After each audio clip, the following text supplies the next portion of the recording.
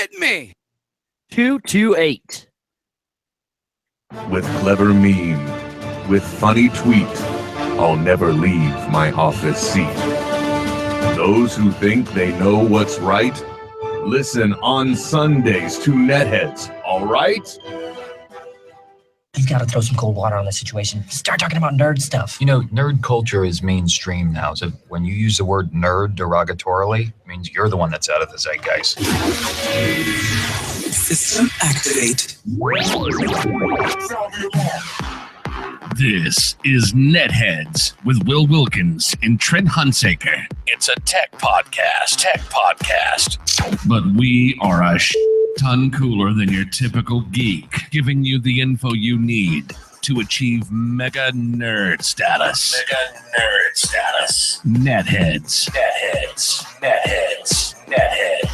You guys rock. And now, here's Will and Trent.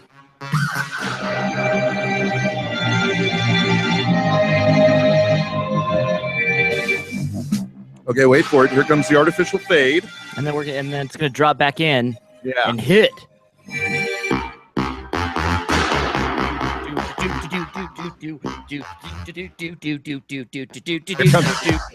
Yeah, then the beat drops, and it's like, oh, white boys, we don't know how to dance. Well, speak for yourself, bro. I got moves. Yeah, no, you do. I can't get the overlays to work anymore. Oh, well, fine, whatever. Hey, everybody, welcome to another edition of Heads. My name is Will. I'm Trent. If you want to take part in the program, you can one of many ways. One of them is Twitter. Trent, tell them about it. Dude, so easy. Hashtag NetHeads. And might I say, Will, we got a little Tez the Ant, some of the ant love going on the NetHeads way this week. Dude, I got to tell you, using the hashtag NetHeads. Yeah, what happened was one of the TESD listeners, and now of course everything. Let's see now. Oh, look at that.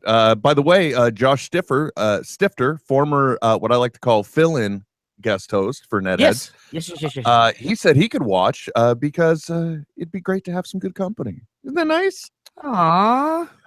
Let's see now. I want to go back to, I think it was Zalank on Twitter, ZALNK, who said, Will, I don't know about the other ants, but this one loves TESD and NetHeads. Yeah, because last week I was like, you know what? I think we have good affinity with the ants. I think that you know, I think that we fall into very similar categories of ant fandom. You know, Trent, I got to tell you, what I really think is that we fall into all realms of fandom. Really, it's true. You know, except, and I'm not. Excuse me. I haven't had my coffee yet. I got to tell you, juice and scotch for me. Cheers, buddy. It's Saturday. What the hell? Why not? You're like, you know what? This is why I don't kill anyone. Yeah, exactly. It's 5 o'clock somewhere.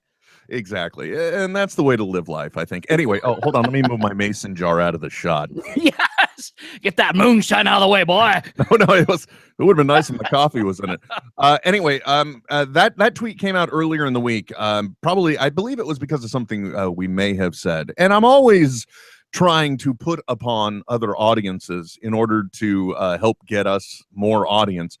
Only because, and I got to be honest, okay? Yeah. Let's put it on Front Street. Folks, just because you got a house in a really nice neighborhood, doesn't mean anyone's going to give a shit about it. It's true.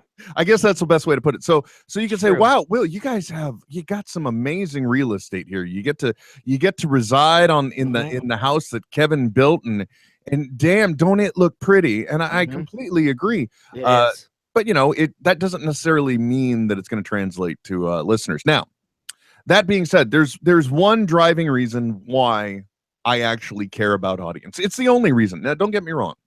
Sure. I don't mean I don't care about our audience, because that is not the case. No.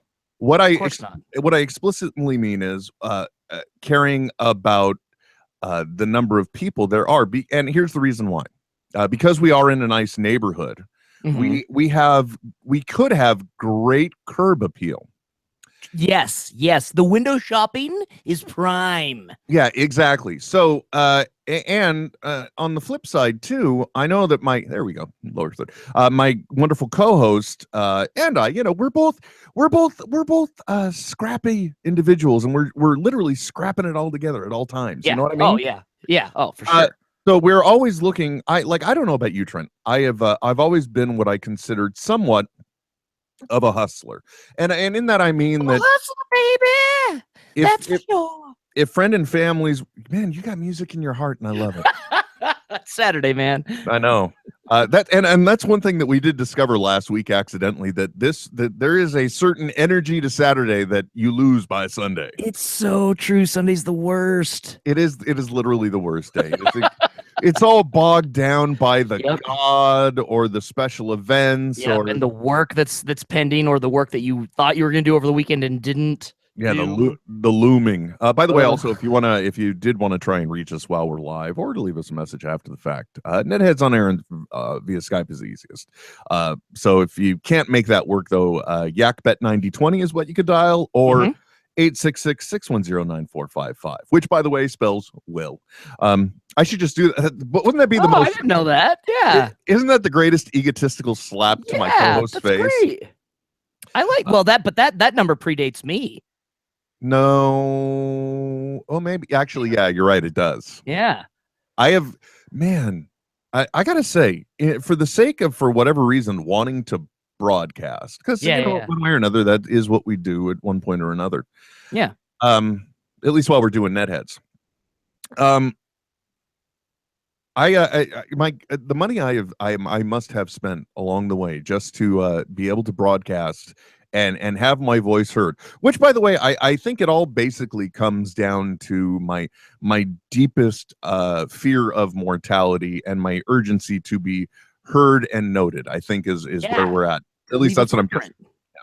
Yeah. But anyway, so dialing this all back where we were originally going, part of the reason why I care about audience isn't because of me. It's actually mostly because of my co-host, but me somewhat as well, because if we could crack the regular advertising beam that our fellow Smodcast network people are able to achieve, then I know I'd be able to put a little more in the pocket of my co-host. And and you know what they say, happy co-host, happy life. Happy host. Yeah, it doesn't work. Hold on, Trent, the phone is ringing. We better pick it up. Yeah, well, we can try. That machine is the one that keeps updating no matter what. Caller, are you there, and can you hear us?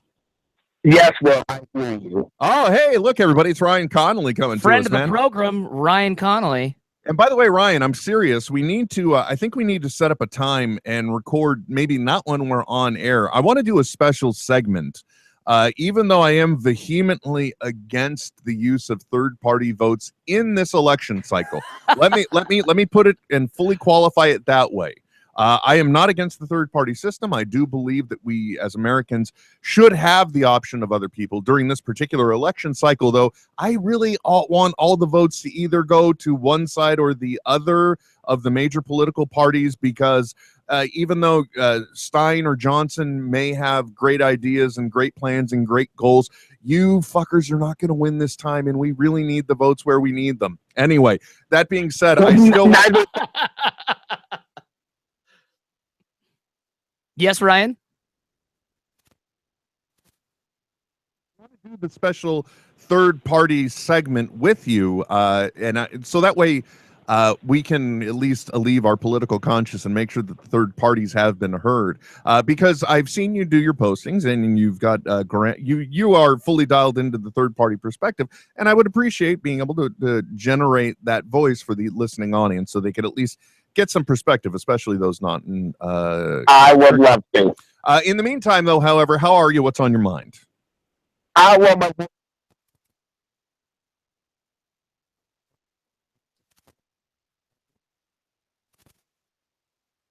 What does that mean? Trent, are you okay on your side? I'm getting a weird pop sound somewhere. No, I can't hear Ryan. Oh, okay. That would explain it. 1 second. Yeah. I'll figure it out. Yeah. Anyway, Ryan, Trent can't hear you. So anyway, why are you working in a fun house or an amusement park right now? Yeah.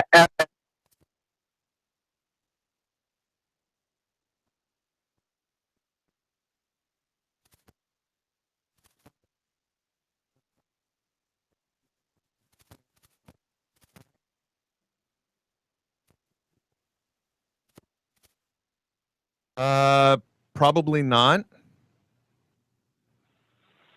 Well, I'm a vampire. Do you just mean It is. wait, you're a vampire in general, or No. Like Makeup. this is a new lifestyle choice for you? that's what I mean? No, he's working in a haunted house. Trent. Oh, that makes way more sense. Okay, Ryan, obviously I got tech issues on the side. Trent can't hear you. And to be honest, with only half of the conversation going on, I feel bad for him. But I'm sorry. Why are you having to yell at people that are paying to get scared? I don't understand. Or do you mean in effect That's the way you scaring them? scare people. Oh, okay. Yes. I thought you meant as in like chastising them. It's like, look, you paid to get scared, so don't be upset with me, Mr. Vampire, because you're scared. It's not that kind of I've thing. done that. Oh, okay. Never mind then. Anyway, well, that's interesting. I didn't know that. So, Trent, Ryan, and he's posted pictures of this. Now I'm like a translator, is what I am. Yeah. No, I can hear Ryan now. We're good. Oh, you can? Yeah. What the? It's voodoo in the studio. I know. Okay, wonderful. I'm You glad. fixed it well. Okay. Well, sure I did. Anyway, That's the best IT ever right there, folks. no, you're talking. By the way, Chief Technology Officer of Smodco. Yeah. Thank you. So anyway, Ryan. So that's kind of cool, though. So you get to work in a haunted house. Yeah.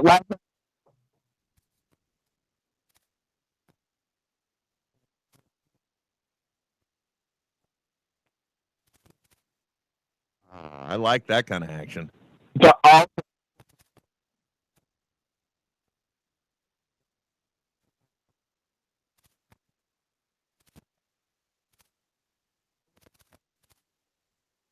And evil is what that is. Well, cool. Glad to hear it, man. Anything else going on in your world you wanted to share? No, no.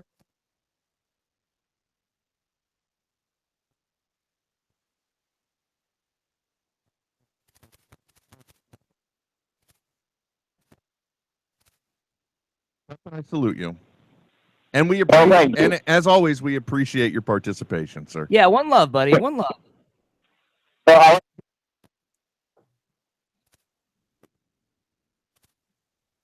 Be entertaining. true. Oh, hopefully, anyway. Who knows? Well, you guys. Thank you, Ryan. And as always, we appreciate you, man. Have a good one. One love. Later, guys. Bah. You don't mind that I co-opted the one love thing? No, do you? it's ours. It's everyone's. And let's be honest, I blatantly stole it from the Rasta movement. You did well. Yeah, but they're kind of okay with that. There was a time when I looked fairly Rasta. Actually, I got to say though, I think you have finally found the perfect balance in your look. I did too, actually. Yeah. And unfortunately, and this kind of falls back as well to the whole advertising thing as well. We have to cater to the man, as it were, and appear certain ways. So it's not like you do, even if you wanted to rock the more biker look, as I thought Correct. it has. Yeah. It probably doesn't blend in very well with academia. Definitely not. But that's the thing. This is so much more manageable.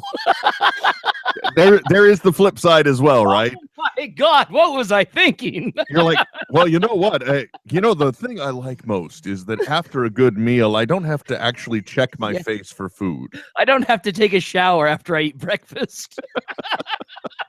Hey, man, no, that's fine. You got to live the life I always wanted to because I am follically challenged. So I will have never gone through this life knowing what it was like to have a beard, perhaps be a beard, but not have a beard.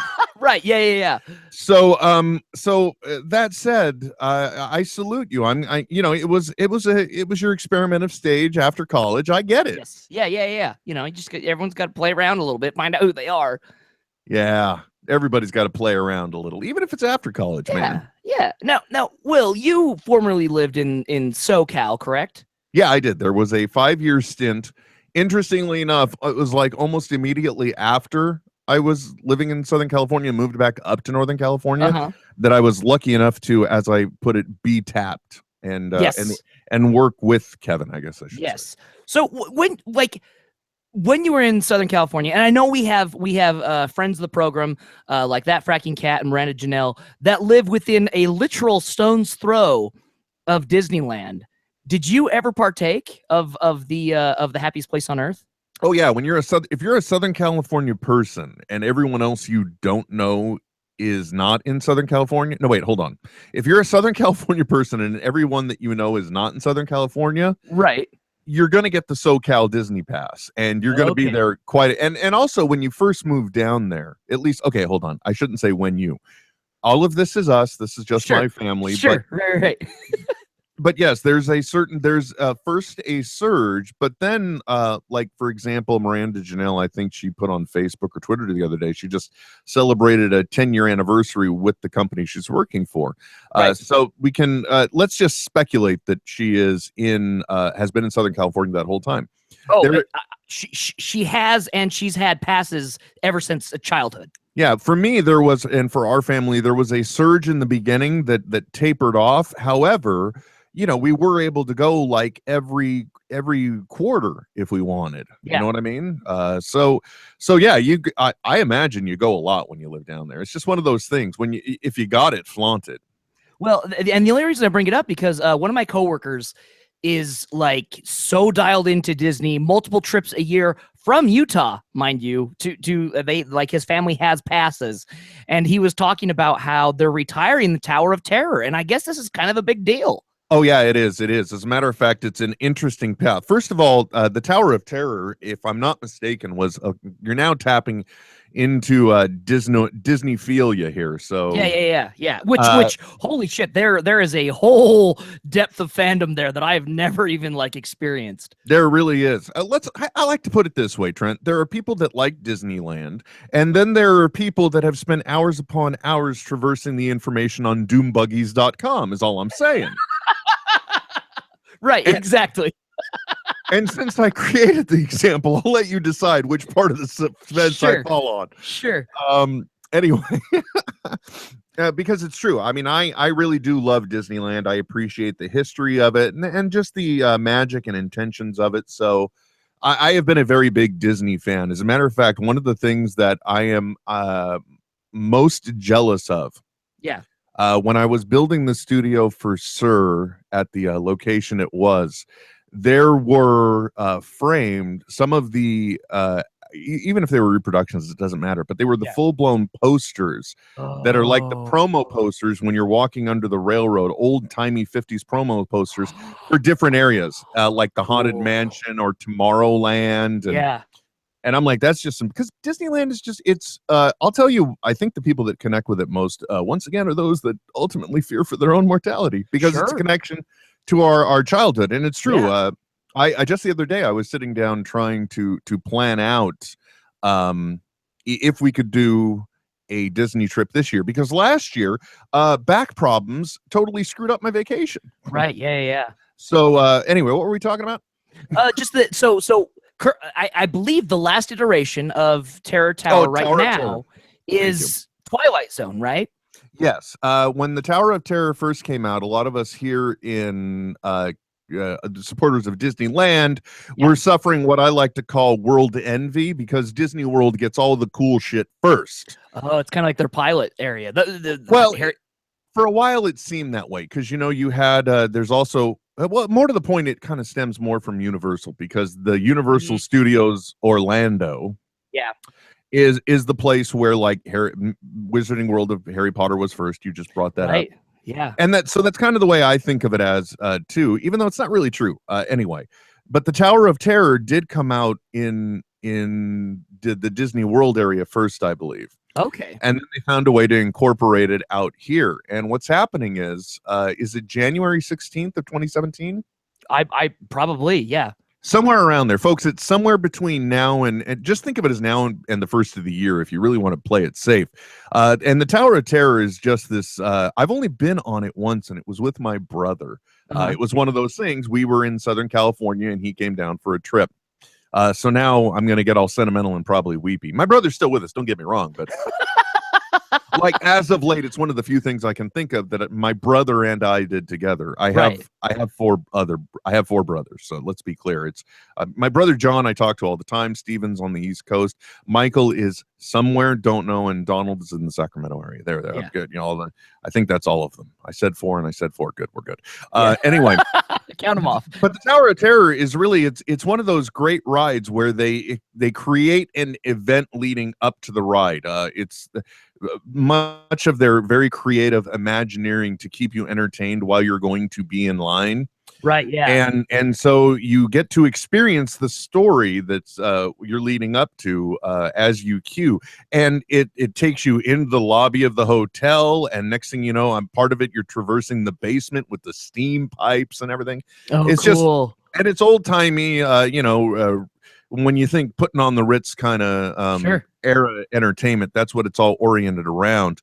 And then the ride goes up and down. It's a fun ride. It does. So it is just one of those like up and drop rides, right? Yeah, it traverses inconsistently, and there's always Yeah. a portion. There's a few portions where the wall opens and you're looking out at the park. Right. Now, what's happening though is, and this is why it's a mixed bag. This is one of the things where it's like I don't know what side to be on. Okay. Because what's happening is it's going to be turned into a Guardians of the Galaxy experience of some kind. Really? Yeah. See, look at Trent going, what? Okay. Yeah, and I don't know that I don't know if they're turning it into something else, or if the structure will just become a facade for the new thing. You know what I mean? I don't know anything about it. Yeah. So the guy I was working with was talking about how they're going to bring in elements from like Star Tours, right? And so like when you drop to a floor, it's like you're in an elevator on like a spaceship, or on like in like the collector's ship or something like that. Mhm. And then like it'll pop open and there'll be a scene to interact with, and then it will go drop to another or shoot up to another. And so every time you go on it, it will be a different experience, much like how Star Tours is all randomized. So really what what I would suspect is that the current facade of the hotel will probably be extended out a few feet so that they can just put that screen infrastructure there. Yeah, okay, that makes sense. That's what I would think, because that way you can leave everything, just build a little extra structure. Right. Yeah. And you don't, because I mean, what are they going to do? You can't turn the elevators around, Engineering already said that shit ain't going to happen. Yeah. Physics say, not going to happen. Yeah. By the way, people were telling me Ryan's voice was just cutting out. Yeah. So like it would pop, like I'd hear the first couple of seconds, and then he'd just disappear. Oh, well, calls aren't exactly, although this is live broadcasting, folks. Yeah, well, and I also, like I said, I rewired the studio, so it's actually we were able to resuscitate the same computer that died last week, which is really weird, because all I did was I got the latest version of Windows onto a bootable USB, thinking I might be able to use that just for some basic hard drive diagnostics. Right. Yeah. And instead, it just went ahead and upgraded the system to the latest version, and now it's fine again. See, and that's good. I was afraid that you had taken the laptop and taken it to the ancient Indian burial ground behind your house and had buried it, and it came back when you woke up the next morning, was in the studio. First I played with Jack, then I played with Mommy. Now I'm gonna play with you. And the cat's just like Yeah, exactly. By the way, funny side note, and this is probably going to be a story that's only funny to me, but at the time, one of the coolest guys that I had met in high school was this army brat who came in just the last part of senior year, and he was just so hilarious. We called him Z because his name was something long, ridiculous, and very associated. And he because and the funniest part was like that was his name, and then his brother's name was John, and he's like, right, John, you see, why did they go that route with him? I got to be saddled with this my whole life. Yeah. Anyway, he had come there on I was working in a movie theater at the time, and he had come there on a date. And so I had to serve my friend, and at which point he's like, could you bring me some salt later? And so I'm like, all right, I put that in the back of my brain. And once the rush was over, he went to go see Pet Sematary. So I go in and I just take a look, and I realize, oh yeah, he's right there. I could get to him. So I went and grabbed the salt, and I said, here's your salt, sir. And he just jumped back. He said, oh shit, no. Out loud. Unfortunately, on to his date. Oh shit! Like he went side seat. You know what I mean? Oh, Now, leading up to that, I have to tell you that the conversation we had Monday at school put me in mortal terror every time I went out to my car until I left that job. Because he told me, I'm going to get you. I am going to get you. You're not going to see it, but I will have my revenge. You won't see it coming, but it's coming.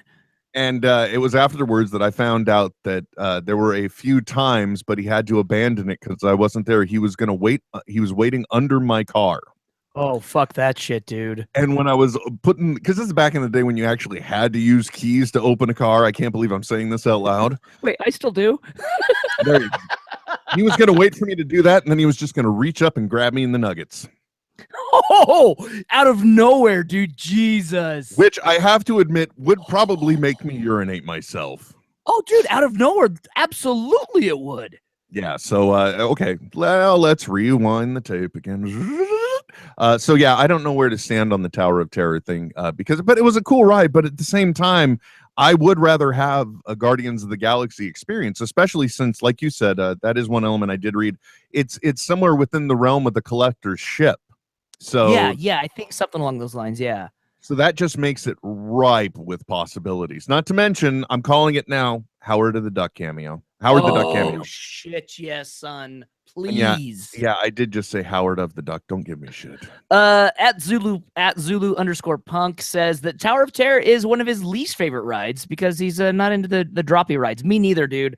I get sick. Like if I don't like eat a fistful of Dramamine before I go to an amusement park, I'm sitting on the sidelines the whole time. Well, and the last time I went on it was before I started experiencing my vertigo issues. Oh, fuck yeah, dude. Oh, I can't even imagine. Well, even more so, look, little inside baseball. Wife's not going to be thrilled with this. But anyway, one of the things my wife likes to do to torture me every once in a while is just walk up and fiercely pinch me in the nipples, okay?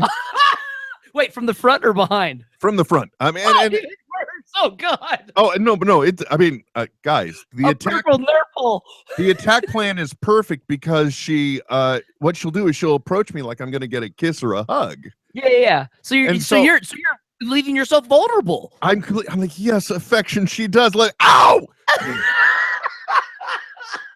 But the funniest part is this stupid condition I've been talking about now for over a month. It's progressively healing. I don't have pain so much in my arm. I don't have numbness so much. But there's still this experience that there's like a spike in my shoulder blade, as I like to think of it, right here, behind my left. So last night she did one of those. And literally just from the abrupt and quick movement, that part just seized up, and I was like in pain for 30 minutes. Which then led to I'm laughing because of the situation, not because it's funny. No, well, it is funny. It is funny. Who am I kidding? Because the best part is having to put up with the 30 minutes after that, where my wife every once in a while just keeps apologizing for not realizing she would injure me for pinching my nipple. At which point you just want to say, stop saying nipple, but nipple. You're not helping the situation, nipple. Exactly. That is exactly. Anyway, so I enjoy the Tower of Terror. The time I've been on it, I haven't been on it since. But maybe I wouldn't be able to even ride it right now. Man, it's just funny how like these like, you start talking about things and then things just seem to pop up all the time, right? I had a former coworker from when I worked at the university. She came down to my office the other day and we were bullshitting. And she has a tie somehow with like the CFO at Disney. I don't know if it's through the university or whatever it was, but he was able to arrange a private tour for her and her family, and they're big Disneyphiles too. And so like they're going like it's just this one person that goes on your vacation with you and is supposed to give you all the inside sights of like this, that, and the other. And they kind of already knew them all. And so she's like, all right, I'm gonna give you the stuff that most people don't even like. We don't tell most people about. And so they got to see like. Apparently, she didn't go into details because I don't know it anyway. But she said like she got to see some stuff that normally people would never notice in the park. That said, if you wanted to buy such an experience, it's like $2,400 for 6 hours. Yeah, but you do, if you've never done it, look, there are a lot of things to know about Disneyland. If you don't know them, I don't fault you for them because it means you have a life. Or you just don't live in SoCal. Yeah, I on the other hand, I do know some of them. Like, for example, there is when you first walk into Disneyland and you start at the base of Main Street in the circle there, to the left is a fire station, and while the park was being built, there's an apartment above the fire station that Walt would stay in. Oh, And- really? And there is a light in the window because he would turn on the light to let everyone know he was there. So now, in the spirit that Walt is always with us, there is always a light that's on in that shit, window. Really? That's cool, dude. So, but you get to see that apartment. They've kept it as is. So that's like one of the things you could see on the back, on the private tour, like you're talking about. And I've always wanted to do that. I mean, let's face it, folks. If you really want to enjoy Disneyland and you don't have limited funds, the things you can do are nuts. Like you can get a tour guide like this. You can also get somebody and you can pay for this. You can pay for a premium experience where you're always front of the fucking line. Yo, dude. Which, guys, in Disneyland, massive. I was gonna say that's probably actually helps quite a bit. Well, their fast pass system that they came up with really helped things, and it lets you work the park. And the other thing too, by the way, if you're ever going to go to Disneyland, I would encourage you to either read up or subscribe to one of the websites or services that you can, where you enter the must-have rides that you want to go on, and then it will put together for you a schedule of exactly what to do when. So it like involves give your fast passes, have a runner go get these fast passes while you wait in line for this, and that person can come back and rejoin you. That's awesome. And I've done this a few times, and I'll tell you right now, you want to put most of your rides in the morning. Okay. Then enjoy some shows and stuff in the afternoon, and then when it gets showtime during the evenings, where people are seeing the parades and stuff. Sure. Yeah. After you've seen them, that's when you want to go hit the other rides as well. Okay. And you're avoiding the hottest part of the day too, I would assume. Yeah, exactly. But that's one of the things too that like I think even the Disney app now will show you. It's amazing apps, man. Right. But the Disney app will show you a collaborative glimpse of the wait times on things. So as long as that's accurate, you can kind of map out what you want to do next, which we did, I think, on our last trip, and it was for the limited time we got to have fun on that trip. It was a good time. My coworker, he said the longest line they waited in was for he called it a Dole Whip at the Tiki Bar. Oh wow! Which is, I guess it's like I'm looking it up right here. It's pineapple flavored soft serve that you can only get at that one place in the world, I guess. Oh, okay. That's he said that the line there was the most ridiculous of everything else they did. Oh wow! I wonder if that was because I've been there at times, and it's like there's only two people waiting in line to get the Dole Whip. I've never had it, but I have been in. But you know what it is? Yeah, I do. Yeah. Oh, okay. It's a refreshing beverage, Trent. Yeah, that's all you need to know. Anyway, apps, Trent. I'm glad you mentioned Disneyland, so we can get into this app discussion. Yeah.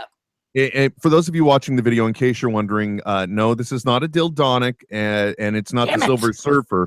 Loot Crate, who I don't mention much because we can't get them as a sponsor. They this month's theme was speed, and this is actually a plastic pseudochrome flash. Okay. And it has a super heavy magnet on it, so that way if you have a metal hood, you can put it on the front of your car. But you know, I would forget it's there, and then in like 3 weeks the weather will have turned it black, so why bother? So I figured put it on the mic stand. Yeah, but I mean it does harken back to that golden era of like import vehicles, right? Where you had like the big Jaguar cat on top of the Jaguar hoods, or even your own customized one, because that's how you roll. Now I bring this up because it's the Flash, and this week the CW made an amazing announcement. It's not really that amazing, but it's about time somebody finally clicked in on this. And let me give you a little history here, folks. Okay. The long and short of it that I'm meaning to get to is that the CW has now put out their app to where you can watch the CW for free. It doesn't matter. You don't need a cable account or anything else. Okay, that's what I'm getting to. So brilliant. So you can bring me back on point on this. Okay, yeah. I'll make a note here. So the reason why I bring this up is because back in the day, this for local programming, okay, we kind of you always got into issues, and it originally stemmed from satellite television, especially the compact digital satellite like DirecTV and the like. Prime Star back in the day. Because when you first subscribed to those services, you were stuck with having to go with an antenna to get your local news. So then they were able to offer local packages. However, after a certain amount of time, local TV got pissed because they're like, hey, you know, they're in our area. You're giving them service, but they're not seeing our ads. These should be our customers. Yeah. So then you had to petition that you didn't have a good enough signal. The reason why I'm saying all this is because obviously that model is one of the things that kind of carried a certain thinking forward. And that's why the networks, for whatever reason, if you want to watch their streaming content, they want you to sign in with your cable or satellite provider info. So that way you can demonstrate that you have a license to view the content, because they're taking away from local market. However, the reality is with cable cutters and everybody else now, you've got Hulu and Netflix and all the different services. So people are getting the product anyway.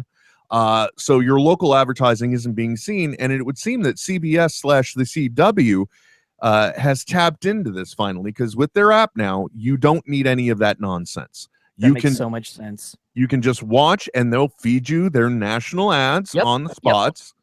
Because the whole narrative has changed. And this is one of those things, Trent, where this is not quite as big of the jump as the no headphone jack in the iPhone. Oh. But this can truly be one of those things that could be a game changer, because it's once again moving away from the cable model and more towards just the content delivery model. Absolutely. It gets rid of the middleman. You know what I mean? Like it's buying directly from the dairyman, not having to go to the grocery store. Ryan Connolly says, I bet Nethead WW is a member of Mouse Chat. No, I'm not. Thank you, though. Is Mouse Chat like a... I don't know, but I'm not a member of it. Thing? That's why I say, yeah. Is it like a furry chat room? It might be. I don't know. Chat room. Yeah, like those are a thing anymore. Yeah. That's really good. Spank me more. Oh, gosh. No, I don't know if that's something that we should be playing around with as far as litigation goes, Will. Oh, sorry, Trent. Okay. Fair enough. Like you're still concerned about listeners. You don't want Disney's lawyers on you. Back off. That's all I'm saying. Yeah, I like it. We don't need a Robert Crumb experience here. And look at the mug that I'm drinking out of today. Oh, see, yeah. It's a Mickey Mouse mug for those listening. So anyway, this is really kind of big, because I think the only thing that would probably the only people that should be afraid of this would be local television stations, obviously. True. Yep, true. But at the same time, it's a rough line to walk, because folks, we're all a very inexpensive HD antenna away from pretty much being able to receive local television. And I say, and I know I shouldn't say all. Like, for example, I don't know what things are like in Cache Valley, Trent. No, you're spot on, though. That's all you need is the digital receiver, and you're good to go. And you can, even in Cache Valley, even in a valley. Yeah. See, even Trent lives in a goddamn valley, and he can get with. So you don't really need to pay for cable, and the local stations can still be carried. Yeah. The only thing that it makes me wonder is, what are we moving towards? Are we getting into a realm where we are literally going to see local television channels get generationally removed from business? And I say that my kid has been watching Friends. She's been rewatching Friends, right? She's 13 years old, so okay, you can do that. No, yeah. And she was watching some of the episodes with me when I binged them a little while ago, because I'm over 40, so I'm more nostalgic than actually living life. And so she's watching them, and she's sitting in her room. Now, mind you, she could watch Netflix on the television in her room.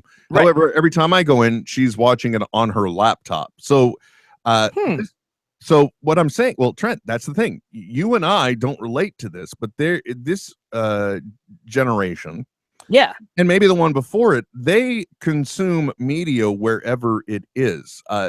The television is not the focal point for watching anymore. Yeah, it's not the centerpiece of like the experience of consuming, like the we have, right, that we grew up with.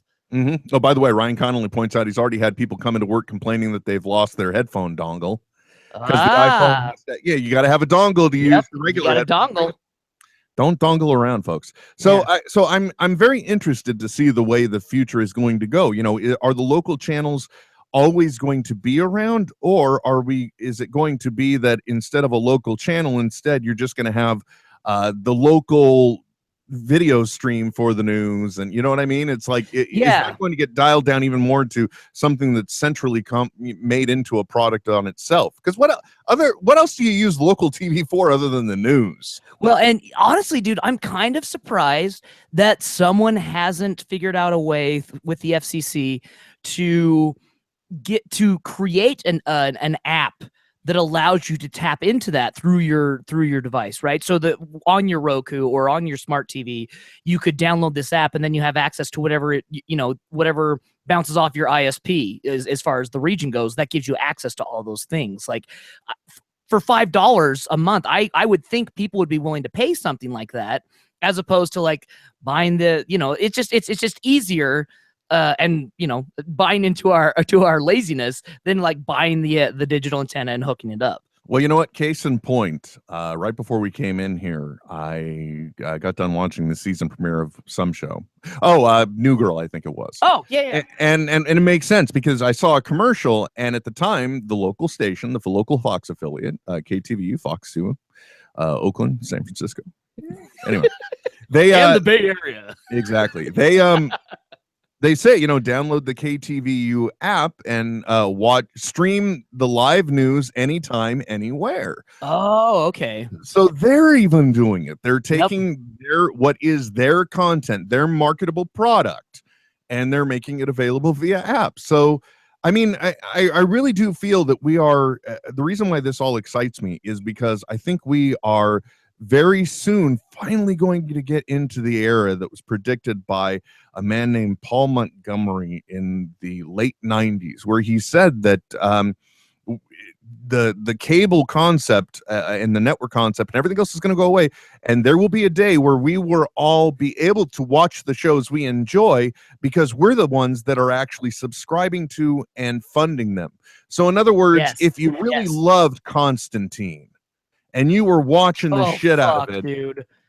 And you know what? Enough people were subscribing to the show that it could be funded. The show could go on. Yep.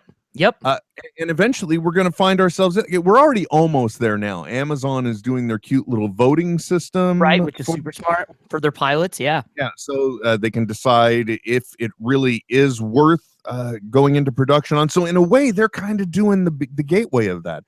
And I just got to say that the only reason why this excites me is because as a guy who did enjoy Constantine, if that show had been in this model, I guarantee you still be on the air. Well, and I would have happily, for me myself, I would have happily paid $5 an episode for that because it was that good to me. I loved it so much.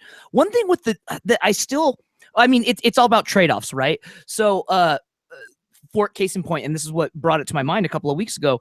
I was interviewed for the local Fox news channel here during Comic-Con, and I wanted to go back and just watch to see, if they made me look more fat, right? And so, I mean, because it's not like a question as if I looked fat, but like to what extent, you know what I mean? It was a pretty big lens they were using, so I was worried. All right, fair enough. But and that's the thing, like so they're building their own app so that you can access past broadcasts or clips or whatever, but they're not making all of their content available online. Now, why is that? My guess is through the app, right? And this is where it comes for all preferences and trade-offs. You're allowing them to access more of your data, more of your information, which is something that they can actually use and sell, as opposed to if they just put it on the web, it's a lot harder to track that way. Trent, once again, you are you're opening up the door, you're pulling back the curtain, and you're not paying it, and you are paying attention to the man that's there. That's exactly what it is. We live. That's the reason why USA Network's Mr. Robot is such an interesting and compelling show, because through a series of rudimentary points, a group of hackers are able to bring down a major essentially, it would be like imagine if there was a corporation that combined all of GE and or more so a more powerful Enron that was also Wells Fargo and Bank of America. Yeah. All these things into one corporation. They're able to bring the corporation down by a hack because all of their data is there. We live in a data-centric world, and absolutely. And I tell you right now, especially as a person that has seen some of the goings on in the podcasting realm and the technologies that are evolving there. Oh my gosh, yeah. What you do while you are in the electronic realm is right now, that is the richest gold vein that everybody wants to tap. So true. So, for example, let's just take something as simple as a podcast. There are, in the beginning, there were certain metrics. There were downloads. That's what we knew. People were downloading the podcast. So, and that's easy to track, right? Very easy to track. However, now we're in a realm where podcasts are able to get sponsorship. They're able to sell ads. So there are two ways to track that: response to the ads. But then so we give you a code, you type it in. So that's the ROI is a 1-to-1 ratio. Exactly. And then you get into another realm. Now, let's say you're not seeing response on your ad. The next logical step is you need to understand why. Why is this not working? Why did this not hit? Was it the product? Was it the delivery? What was it? Was it the listener's habits? Right. Listeners' habits. So now you start to get into a realm where people want to know, okay, well, let's say we put 2 advertisements within this podcast. Did people listen to both ads? Did they hit the ads and skip over them? What did they do? That type of information in the podcasting realm was going to be the next big thing. Where is it going to come from? Who's going to do it? There are companies out there right now. Do a Google search. You'll find out the companies that are trying to break this initiative. They're trying to make podcasting just as legitimate, if not more of a legitimate advertising location as TV or radio or anything else. And if you think about it, this is just like if it were a direct subscription for a television show as well. You are guaranteed the fact that you are at least getting your message to a certain number of people. It's very targeted marketing. Well, and it's really interesting too, because for almost 10 years there was no advancement, right? We had RSS feeds, you could track downloads, and that's about it, right? For a really long ass time. And now they're finally being able to get in there. And relatively, that's kind of a short span when you think about how long the model for radio, how long the model for television was just geographically based, to now where they're able to start doing other things along those lines. Like it's moving way faster than really we could ever anticipate. And I'll tell you the reason why, Trent. First of all, obviously, it was because of the smartphone. That was the major thing. For sure, yeah. But the second thing, too, not only the smartphone, but you notice 10 years. That is a generational skip. So we're in a realm you're now. Right. Holy shit, you're right. The movers, the motivators, the thinkers, and the decision makers are now becoming people of the generation that grew up in these things. So now, in anything else, we're in the YouTube era, folks. Somehow you could just say the right things the right way on the internet and you won't have to work. I don't understand how that works, but apparently it does. Yeah. If you're really good at narrating your own game of Minecraft, you don't have to work, folks. Yeah. Oh God. And my kid watched those videos, dude. Oh, it's crazy, man. They're more popular than like some of the biggest television stars out there. Yeah, I mean, seriously, we don't know them from Adam. Like, it's crazy to me. Well, here's the power of it. I believe HBO actually has a show on this season where it is featuring a person that was a former YouTube personality. Fuck that's off, really? doing a show. Okay. Yeah, that makes sense. And no, it's not the Shade Tarts. Anyway, but dude, but that's really interesting. You look at like so many things, like Broad City, right? You look at Workaholics. Right? These are all personalities and people that developed their craft on their own dime within YouTube and have now spinned into something that's actually lucrative. Second week in a row, I think I'm saying this, man, that 2012 keynote speech is just for laughs by Patton Oswalt, folks. It gets more and more real every day. Watch it. Yeah. By the way, dude, Yeah. Last week we did the show on Saturday. I'm sorry, I got to completely derail this because I'm gonna Trent, I'm gonna admit something to you. No shit. This was the first year in the entire run of NetHeads I watched the Emmys.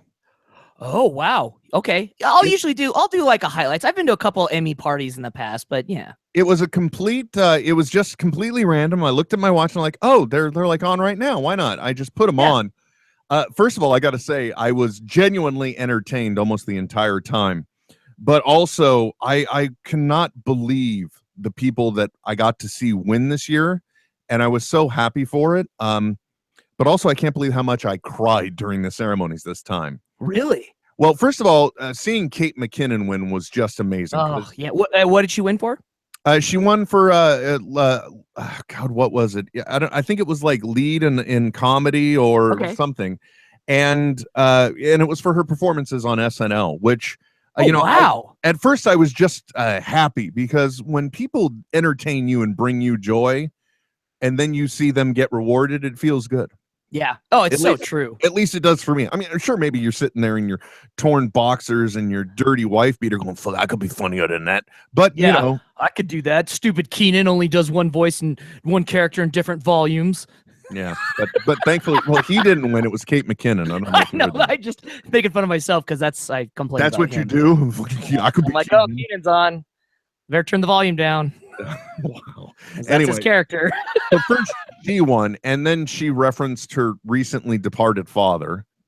Then, wow. Then Julia Louise, actually before Julia Louise Dreyfus, Patton Oswalt wins for his comedy special, The Sound of or Clap Talking or something. I can't remember the name of it. He won for that, and at the moment he did, I was like, oh my gosh, that's so amazing. And then I'm like, oh no, he's gonna say it. He's gonna say something, and I'm just gonna be a blubbering mess. Yeah. And sure enough, right at the end, he said he's all, this is really for two people, my daughter and her name, and then someone else who's hopefully somewhere waiting. And I'm just like, oh geez, man.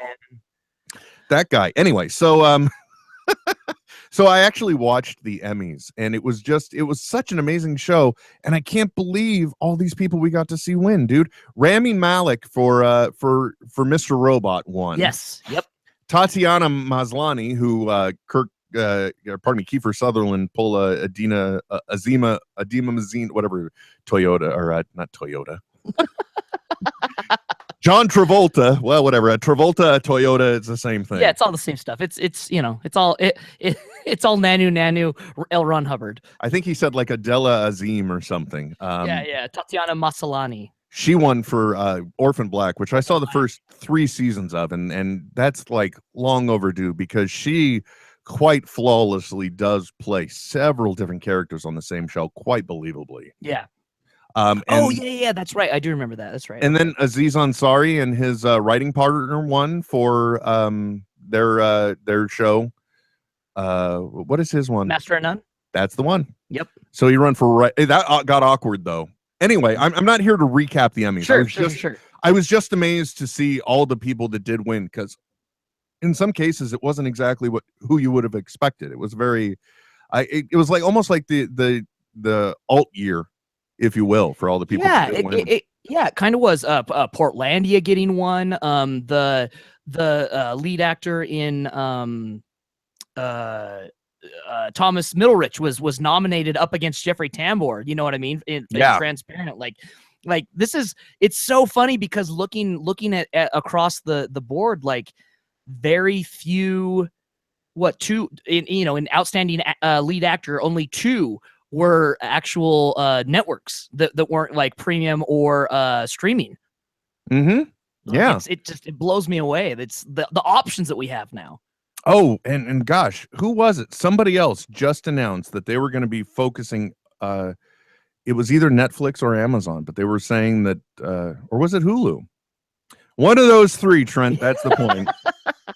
They just announced that like they're moving towards a model where at least 50% of their content is original content. I think that's a good way to do it. Yeah, but folks, like we've said 100 times over, and just as the case with any whether you could do a podcast, now is the time where if you want to have your voice heard, if you want to entertain, if you want to be creative, it can't be a want anymore. You can easily have all the tools to, like, even like us, do a very subpar video presentation. Right, yeah. You know, we're putting out one of the worst television shows on the internet if you go to YouTube/NetHeads on air. But I mean, it's only a television show if you're watching it on your TV, I guess. Yeah, which some people have. And Yeah, by the way, sure. again, I'd like to apologize to Lee Velasquez's wife for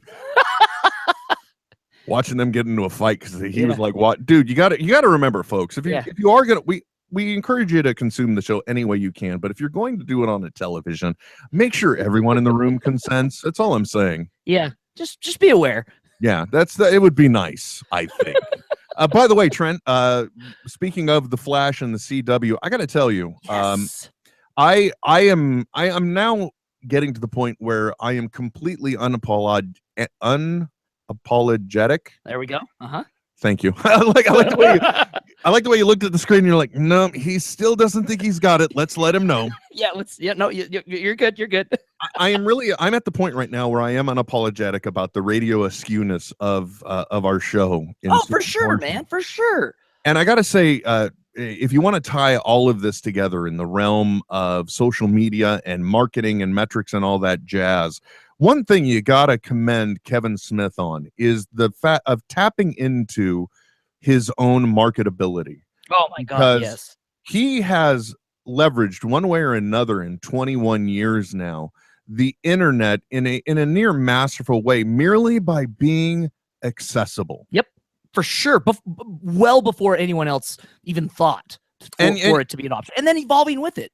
And then if you compare the experience you get for, say, following a Kevin Smith Twitter or a Kevin Smith Instagram versus following a Kim Kardashian Twitter or Instagram, it feels like a much more rewarding experience. And if you're a fan of the dude and you're a fan of the Flash, if you're not following him on Twitter, which you got to be if you're hearing us, but if you aren't, or if you haven't tapped into his Instagram, it is just such a wonderful behind the scenes little tiny mini memoir about what's going on up in Vancouver right now, because he's up there shooting his episode of The Flash. And it's just wonderful. It's a nice insight, because you always I love the behind the scenes stuff. Yep, I do too. And like, I think as we are so used to now to having this this gatekeeper wall broken down between celebrity and us, right? I mean, that's what podcasts are. That's why radio is the most intimate form of media, is because, like, you're receiving a one-way conversation, right? We're in your head. Literally. And like, we're smart now, so we can tell when we're being pandered to, or when we're, a Kardashian is holding this fine bottle of whatever. We're like, oh yeah, that's an ad. I get it. But and with Kevin, it's so different, because it is such an honest approach to what it is. You know what I mean? He understands that, like, and it's the same way in his Q&As and everything that he's done. Like, people can sense genuineness. There we go. There you go. That's it. Okay. Teamwork.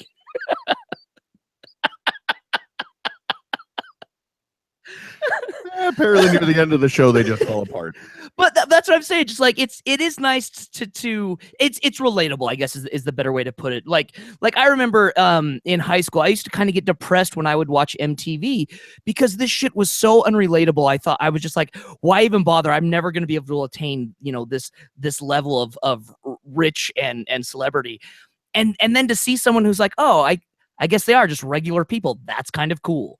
Well, more to the point, too, I think, at least in many ways, Kevin hasn't abandoned his origin. He hasn't. Oh, for sure, man. He recognizes he's become a different person, but he has not forgotten the face of his father, Trent. Oh, thank you.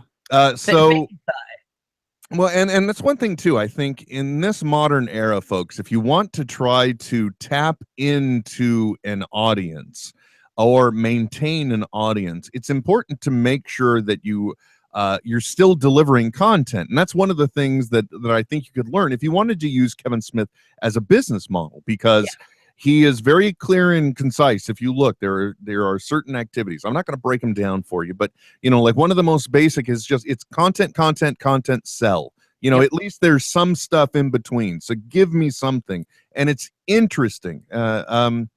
So I just recognized this game. So in that spirit, Trent, I'd like to remind everybody that we'd love it if you'd share NetHeads with you and all your friends. Yeah, Please yeah. help spread the word. But more importantly, Trent, I'd also like to tell you, in case you didn't notice, a little thing happened yesterday. Pod U dropped again, finally. What? And I want to take this opportunity to tell everybody that we have gotten support from at least 2 individuals, one of them on the other side of this microphone.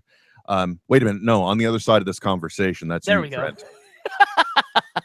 So we've got 2 people that are more than willing and ready to listen and quantify your podcasts if you want to get them heard. If you want to see your name on the same website hosted, paid for, and all that jazz by Kevin Smith, this is your opportunity. And if you just follow PodU on Twitter, there's a link there on how you could submit your podcast for consideration. And you'll be going out. It is a Smodco podcast that is officially put out, and you'll be going through a Smodcast feed, and this is your opportunity to be heard. So it's one of those things where it was an idea that Kevin had originally for the radio, the internet radio, and then we've kind of taken it a little bit further. And it's one of those things that in many ways I don't feel obligated, but more dedicated to getting done because of the message that you will hear if you go to a live Kevin Smith event. And that is that, folks, we're all entertainers. We all have stories to tell. And more to the point,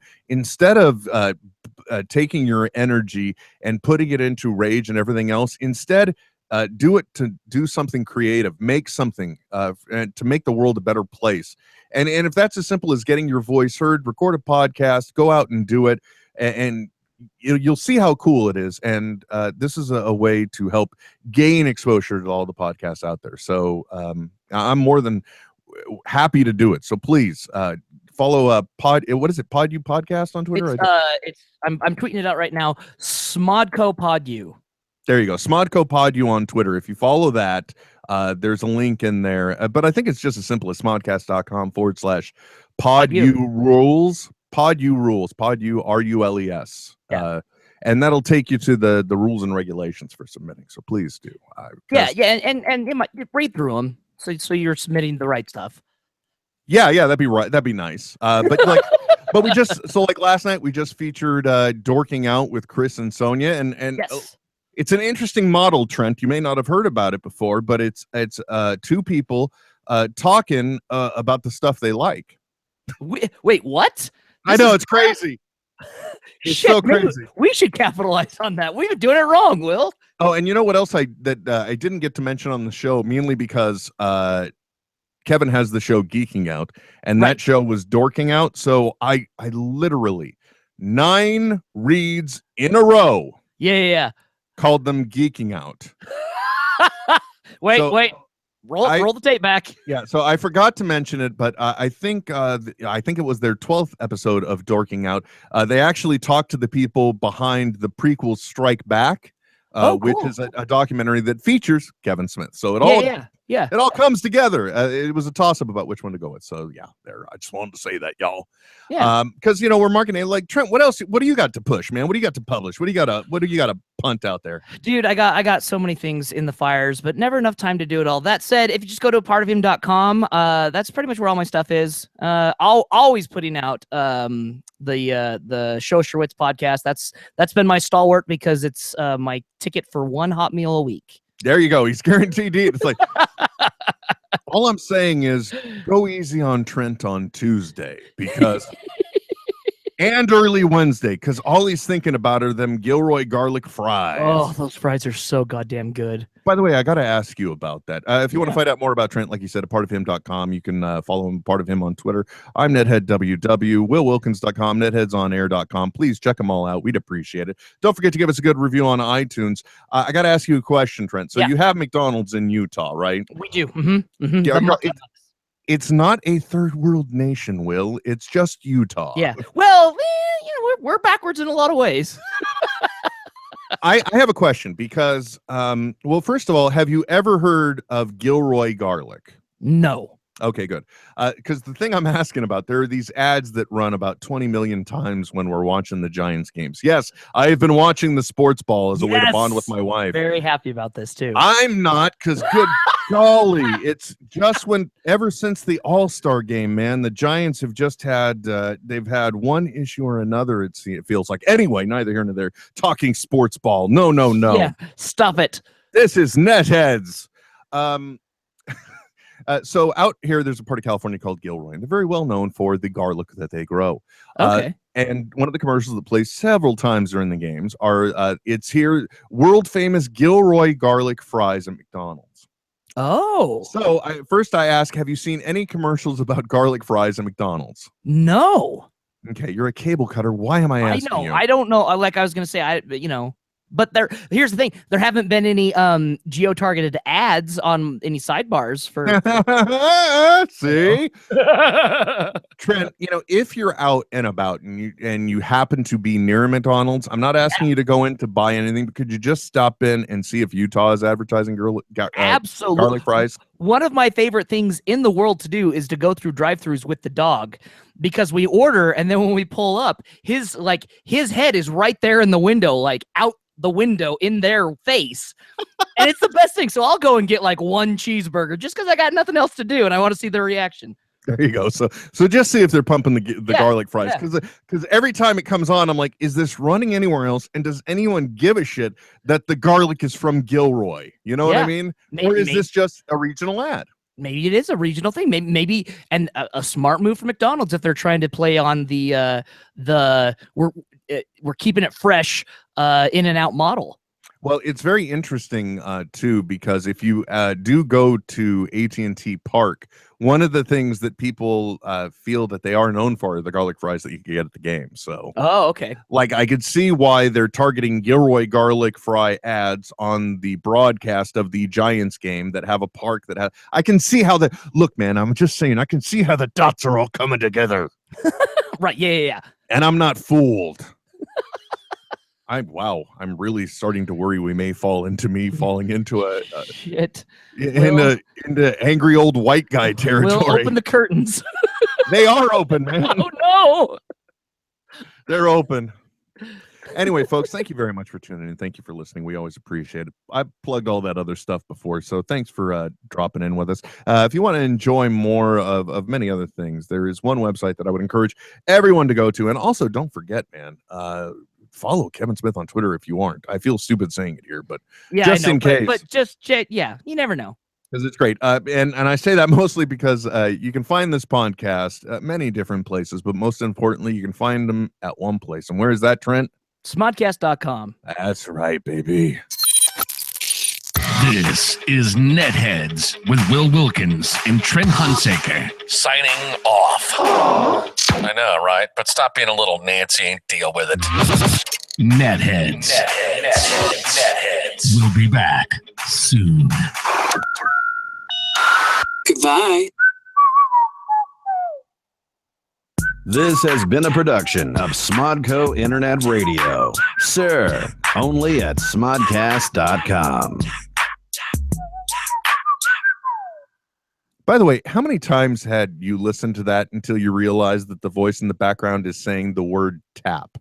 Tap, tap, tap. I think you mentioned it to me like a couple of weeks ago. And it was the first time I ever did. Oh, okay. I always just thought it was something going. So did I. Well, it's amazing how we can take certain things for granted. Like I said a couple weeks ago, I never realized that in Finding Nemo in the very beginning, the house, the amenity that he finds is at the drop-off. So later on, when we see him, they're living in an anemone. Don't hurt yourself, kid. Very much inland, like where I live in the suburbs, deep inside, right? And that's why it's such an not just the fact that it's the outside world, but it's the drop-off that they're going to. It's the edge of civilization. So that said, man, I guess we got to pay more attention to things. I don't know, because the devil's in the details, Trent. Yeah, and if the devil's anywhere, it's in Pixar.